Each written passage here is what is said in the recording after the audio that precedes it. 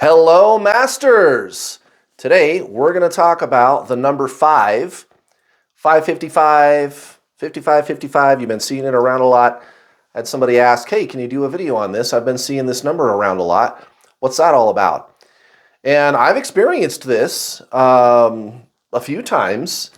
It's one of the numbers out of all the number synchronicities that you could be getting, which is the most understood. It's very easy to understand the number 5. It's a very clearly defined symbol, whereas like all the other number synchronicities, there's a lot left up to interpretation. So I'm going to tell you what it is, and then I'm going to tell you what to do and what to not do when you start seeing this number around, because this can be a very good experience or it can be kind of a negative experience. So let's talk about that too. So number 5, change. Change is happening. It does not necessarily mean that change is coming. Yeah, but it is more about changes happening now. And you might not see the effects from that for weeks or months, right? And so that's why, I think some people think, oh, it means change is coming. Well, yeah, I suppose. But usually, so here's the thing. Everything in the universe is cyclical. Everything works on cycles. It's like the most basic, fundamental kind of motion that there is. Think of like an orbit, like the planets going around the sun, the moon going around the earth, the electron going around the nucleus, the galaxy is spinning around the big black hole, right? So it's one of the most basic functionalities of our universe. And so the events of your life, they work the same. And I think that's not news to you guys. We all kind of know what astrology is all about and nature and things like this. So these events repeating in different ways, totally fine. But it's what you do with them when these things come back around, because what happens when you focus a lot on something? You get more of it.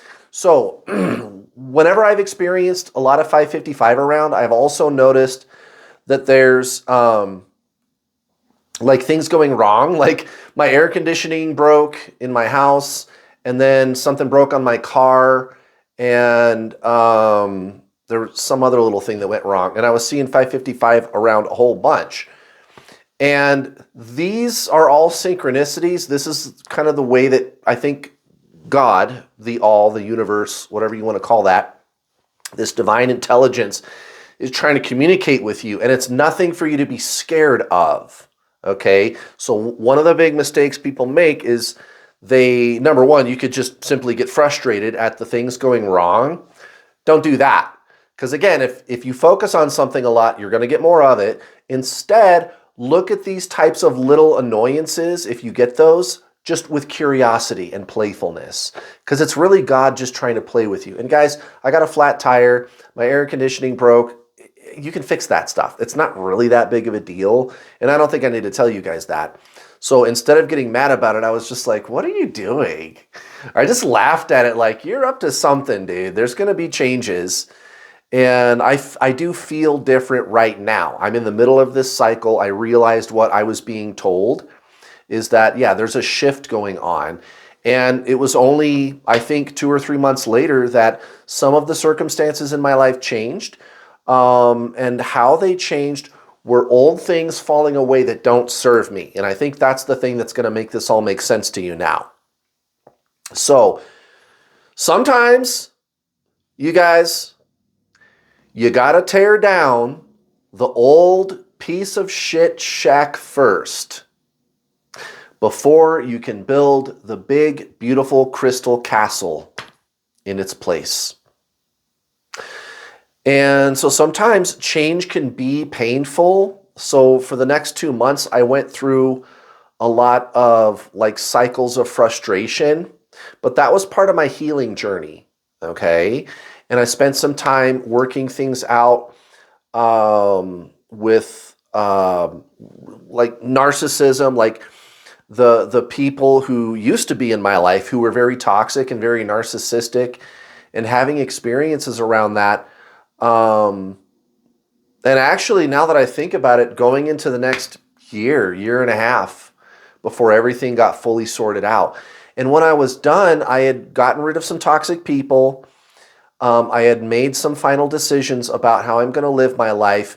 And I felt light as a feather.